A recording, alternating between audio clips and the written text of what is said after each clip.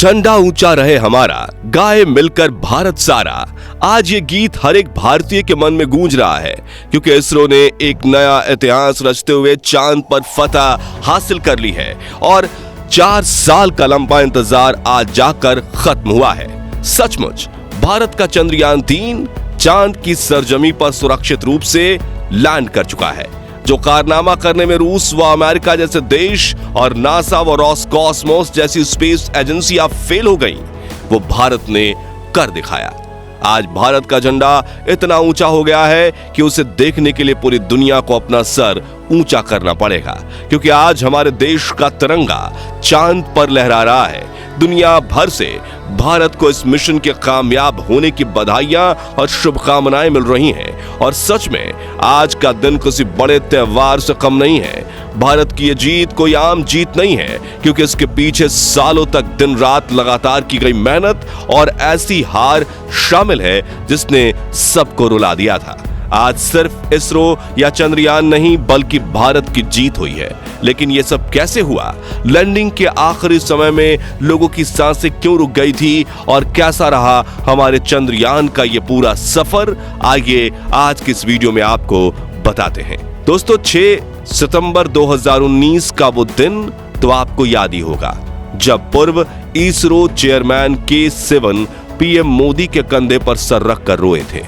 आज 21 अगस्त 2023 के दिन भी इसरो के ग्राउंड स्टेशन का नजारा बिल्कुल वैसा ही था। आज भी हमें अपने वैज्ञानिकों की आंखों में वही आंसू छलकते हुए दिखाई दिए। बस फर्क सिर्फ इतना था कि 4 साल पहले ये आंसू दुख और अफसोस के थे, जबकि आज ये आंसू खुशी के कारण निकले।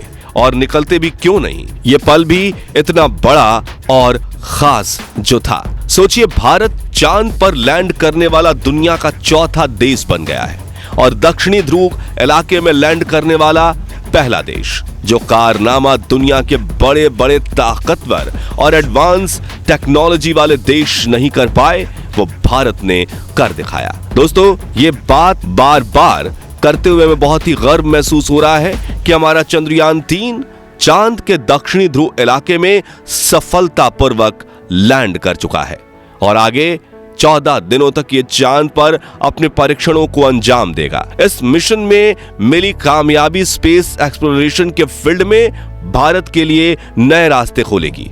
दुनिया भर की स्पेस एजेंसियां अब भारत के साथ मिलकर काम करना चाहेंगी, क्योंकि इसरो ने न सिर्फ इस मिशन में कामयाबी हासिल की है, बल्कि इसने यह कारनामा इतने कम बजट में करके दिखाया है जिसके बारे में दूसरी स्पेस एजेंसियां सोच भी नहीं सकती। तो यह सक्सेस अब आगे भारत को और क्या क्या फायदा पहुंचाएगी, उस पर चर्चा करने से पहले चलिए एक नजर चंद्रयान 3 के सफर पर डालते हैं और जानते हैं कि इस नामुमकिन दिखने वाले मिशन को इसरो द्वारा कैसे मुमकिन बनाया गया।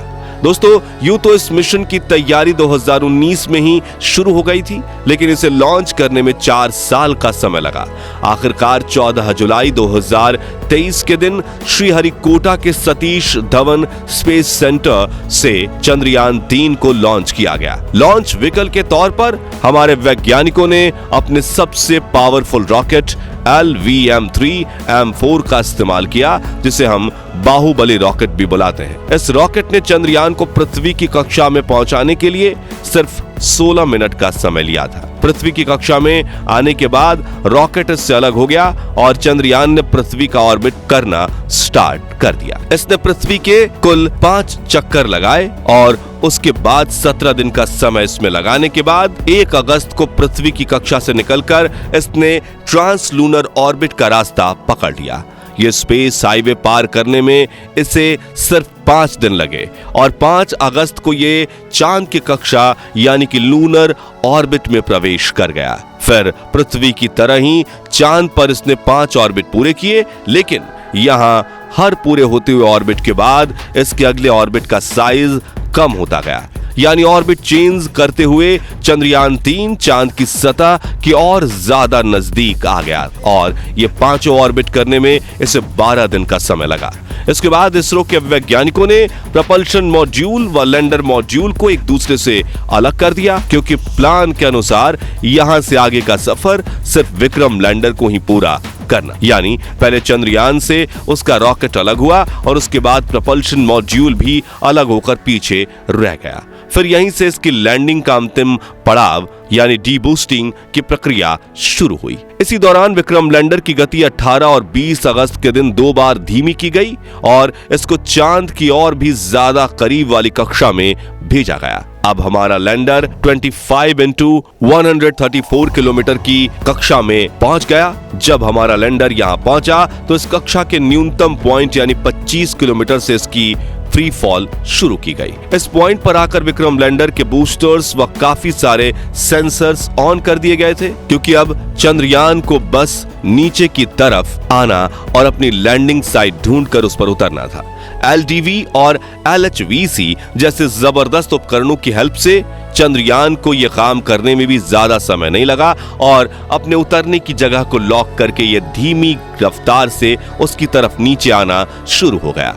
यह सुनने में भले ही आपको आसान लग रहा हो, लेकिन वास्तव में यह बहुत मुश्किल काम था, क्योंकि चंद्रयान को अपने बूस्टर्स की मदद से न सिर्फ नीचे आने की गति को धीमा करना था, बल्कि खुद को बैलेंस करके हवा में सीधा खड़ा भी रखना था। असल में इसरो वैज्ञानिकों ने इसे वर्टिकली लैंड करने का प्लान बनाया था। इस तरह आगे बढ़ते हुए 23 अगस्त की शाम जब चंद्रयान लैंड करने के बिल्कुल करीब था तो एक पल के लिए लोगों की सांसें रुक गई थीं, क्योंकि ये वही पल था जिसमें 4 साल पहले हमारा चंद्रयान 2 फेल हो गया था और लोगों को कहीं ना कहीं ये डर था कि वो अनहोनी दोबारा ना हो जाए। लेकिन लोगों के इस डर को गलत साबित करते हुए हमारा चंद्रयान 3 अभी शाम 6:05 के आसपास चांद की सतह पर सुरक्षित लैंड कर गया और इसरो व भारत ने एक नया इतिहास लिख दिया, क्योंकि भारत चांद के दक्षिणी ध्रुव पर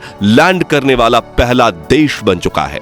सोचिए, चांद की एक ऐसी अंधेरी दुनिया जिसमें जाने की हिम्मत आज तक नासा भी नहीं कर पाया, वहां हमारा चंद्रयान आज भी सीना तान कर खड़ा है। हाँ, हमारे इस मिशन के बीच में ही रूस ने अपना लूना 25 मिशन लॉन्च किया ताकि वो चांद के इस इलाके में हमसे पहले पहुंचकर ये रिकॉर्ड अपने नाम कर ले, लेकिन रूस का वो मिशन चांद पर उतरने से पहले ही फेल हो गया और उनका लूना 25 चांद की सतह पर लैंड नहीं कर सका।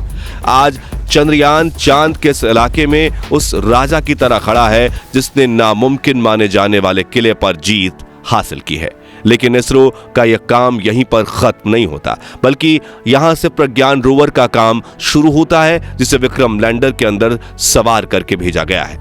हमारा यह एडवांस रोवर अगले 14 दिनों तक चांद के अलग अलग हिस्सों में जाकर वहां से नमूने इकट्ठा करेगा और फिर उन नमूनों पर रिसर्च करके उसका डाटा हमारे वैज्ञानिकों को पृथ्वी पर भेजेगा। इन 14 दिनों में चांद पर कई ऐसे अहम परीक्षण किए जाएंगे जिनसे हम इंसानों को पृथ्वी के बाहर जीवन ढूंढने में काफी मदद मिलेगी।